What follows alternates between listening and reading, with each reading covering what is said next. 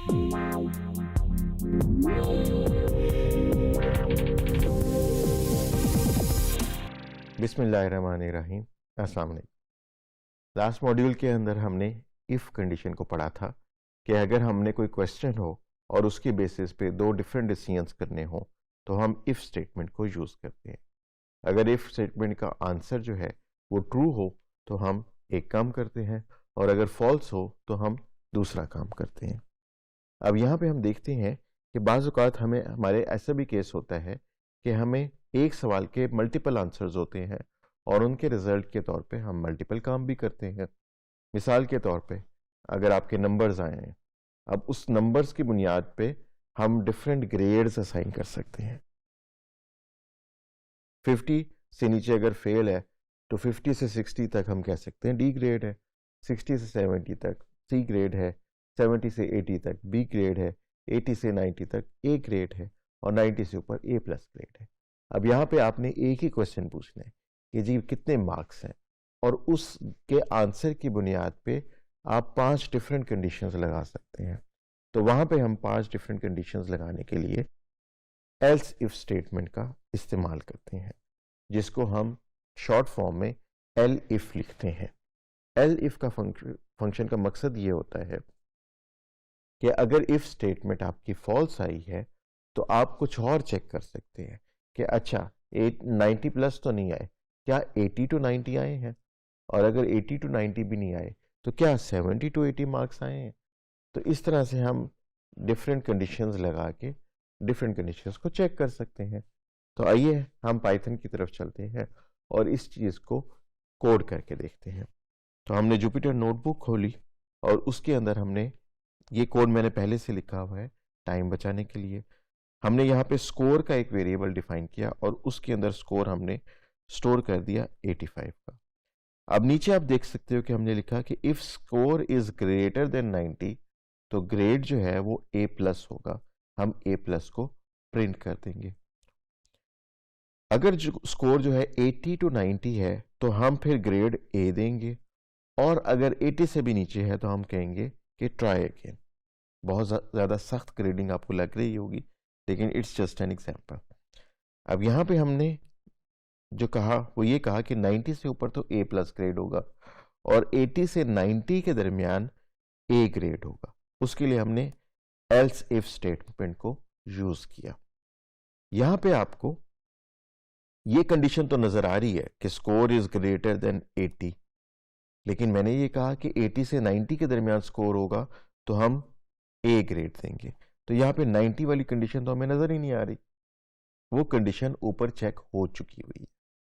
ऊपर हमने क्या चेक किया कि 90 से ऊपर स्कोर है या नहीं। अगर नहीं है तो फिर हम कहेंगे अच्छा 80 से ऊपर है। तो जब हम ये कहते हैं कि अच्छा 90 से ऊपर नहीं है तो क्या 80 से ऊपर है, तो इसका यही मतलब है कि क्या 80 और 90 के दरमियान ये स्कोर है या नहीं है।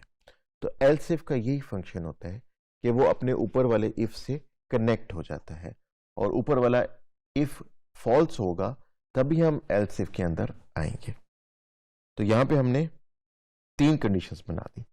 अगर 90 से ऊपर स्कोर है तो हम ए प्लस ग्रेड प्रिंट करेंगे, 80 टू 90 है तो ए करेंगे, और 80 से नीचे है तो हम ट्राई अगेन का मैसेज दे देंगे।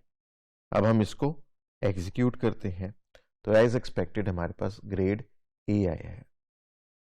तो ये स्कोर जो है हमने 85 लिखा था विच इज लेस देन 90, तो पहली कंडीशन तो फॉल्स होगी, and it is greater than 80 तो दूसरी कंडीशन ट्रू हो जाएगी और दूसरी कंडीशन का ग्रेड जो है वो यहाँ पे प्रिंट हो जाएगा। इसी तरह हम क्या कर सकते हैं, हम कहते हैं कि हम एक कंडीशन के अंदर दूसरी कंडीशन को डाल सकते हैं। इसको हम कहते हैं नेस्टेड इफ स्टेटमेंट, कि पहली इफ स्टेटमेंट है उसके अंदर एक और इफ स्टेटमेंट है।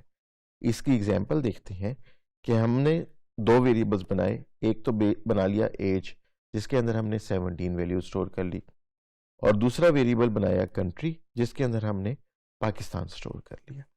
अब यहाँ पे हम 2 क्वेश्चन पूछेंगे।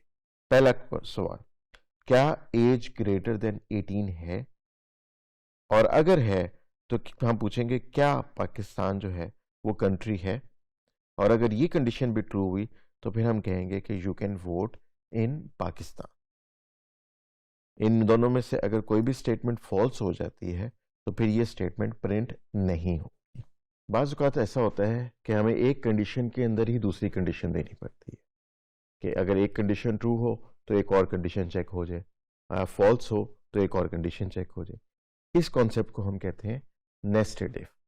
तो नेस्टेड इफ का मतलब है जब एक इफ के अंदर एक और इफ स्टेटमेंट आ जाए तो वो नेस्टेड इफ कहलाती है। इसकी एग्जांपल हम देखते हैं कि हमने ये डिसाइड करना है कि जो हमारा यूज़र है वो पाकिस्तान में वोट करने के लिए एलिजिबल है या नहीं है। तो उसकी जाहिर है दो कंडीशंस हैं। पहली कंडीशन क्या है कि उसकी एज 18 से ऊपर होनी चाहिए, और सेकंड उसका कंट्री ऑफ ओरिजिन जो है वो पाकिस्तान होना चाहिए। तो यहाँ पे हमने पहली इनपुट ली उसकी एज की, और अगर एज से 18 से एज ज़्यादा है तो फिर हम कंट्री की इनपुट लेंगे और सेकंड कंडीशन हम कंट्री के ऊपर लगा देंगे। तो इसको हम कहेंगे कि ये नेस्टेड इफ स्टेटमेंट है। इस कोड को हम रन करके देखते हैं। तो पहले हमसे क्वेश्चन हुआ एज के बारे में, और लेट्स से हमने एज एंटर की 14। अब जब एज 18 से कम हो गई तो फिर कंट्री पूछने की हमें ज़रूरत ही नहीं है, हमें पता है कि ये बंदा कहीं भी वोट नहीं कर सकता। तो यहाँ पे हमारे पास फौरन आंसर आ गया, यू कैन नॉट वोट। इसी सेल को हम दोबारा एग्जीक्यूट करते हैं और इस दफ़ा हम एज इसके अंदर डाल देते हैं 21। तो फिर हमारे पास सेकंड क्वेश्चन आ जाएगा कि व्हाट इज़ योर कंट्री, और अगर हम इसमें डालें पाकिस्तान तो हमारे पास आंसर क्या आएगा, you can vote in Pakistan.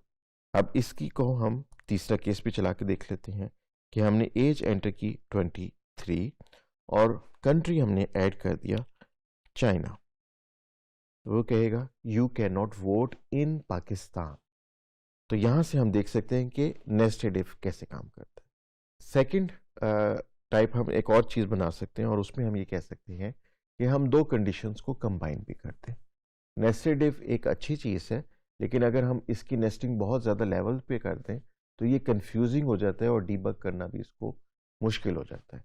तो जब भी हमें नेस्टेड इफ की ज़रूरत होती है तो हम क्वेश्चन ये करते हैं कि क्या हम लॉजिकल ऑपरेटर्स को यूज़ करके उन कंडीशंस को कंबाइन करके कोई एक कंडीशन बना सकते हैं।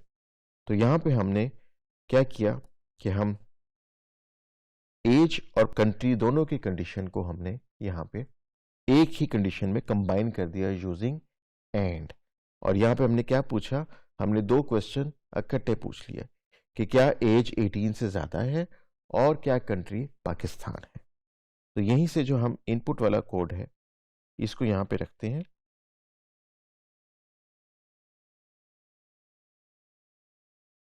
और हम कंट्री की भी इनपुट ले लेते हैं।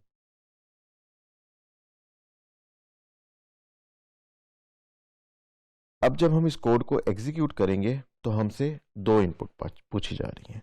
पहली इनपुट हमने 15 दे दी और सेकंड इनपुट हमने पाकिस्तान दे दी। तो हमें आंसर क्या मिला कि we are not an eligible voter. क्यों? क्योंकि जो हमारी इफ स्टेटमेंट है उसमें जो दो कंडीशंस लिखी हैं उनमें से एक कंडीशन पहली वाली फॉल्स है और दूसरी कंडीशन ट्रू है, और दरमियान में एंड ऑपरेटर है। तो हमें पता है कि एंड को ट्रू होने के लिए उसकी दोनों तरफ की वैल्यूज़ को ट्रू होना ज़रूरी है। यहाँ पे हमने एक चीज़ का ख्याल रखना है कि जब हम स्ट्रिंग की इनपुट देते हैं तो वो केस सेंसिटिव होती है, यानी जो लेटर कैपिटल आना चाहिए वो कैपिटल ही आना चाहिए। अगर वो स्मॉल हुआ तो हमारा कंडीशन फॉल्स हो जाएगी। हम इसको एग्जीक्यूट करते हैं और हमने यहाँ पे एज डाली 23 और कंट्री हमने पाकिस्तान ही लिखा लेकिन पी को कैपिटल नहीं किया। तो हमें क्या आंसर मिला, नॉट एलिजिबल वोटर। तो इस मसले को ठीक करने के लिए हम देख सकते हैं कि हम इसको इनपुट का एक फंक्शन होता है जिसको हम कहते हैं डॉट कैपिटलाइज। तो जो हमने इनपुट लिए इसको हम कैपिटलाइज करवा सकते हैं जिससे हमारे पास ये जो हमारे इनपुट स्ट्रिंग आई है ये कैपिटल में हो जाएगी। तो हमने कैपिटलाइज का फंक्शन यूज़ कर लिया है और ये क्या करेगा, ये हमारी जो भी इनपुट आएगी उसके फर्स्ट लेटर को कैपिटल कर लेगा। अब हम इस फंक्शन को टेस्ट कर लेते हैं। एज हमने ज़्यादा डाली और पाकिस्तान का पी हमने दोबारा छोटा ही दिया। तो अब हमें पता लगा कि वी आर एलिजिबल वोटर। इसका मतलब है कि उसने पाकिस्तान का पी जो हमने स्मॉल लिखा था उसको उसने कैपिटलाइज कर लिया। यहाँ पे आपके सामने एक और कोडिंग की एग्जांपल आ गई है। यहाँ पे ये कोड लिखा हुआ है जिसमें हमने मल्टीपल कंडीशंस लगाई हैं और आप गैस करने की कोशिश करें कि यहाँ पे यूज़र को कौन सा ग्रेड मिलेगा। तो इस मॉड्यूल के अंदर हमने नेस्टेड इफ कंडीशन को भी देख लिया, एल्स इफ कंडीशन को भी देख लिया और कंडीशंस को कंबाइन करके सिंगल कंडीशन बनाने के फंक्शन को भी देख लिया।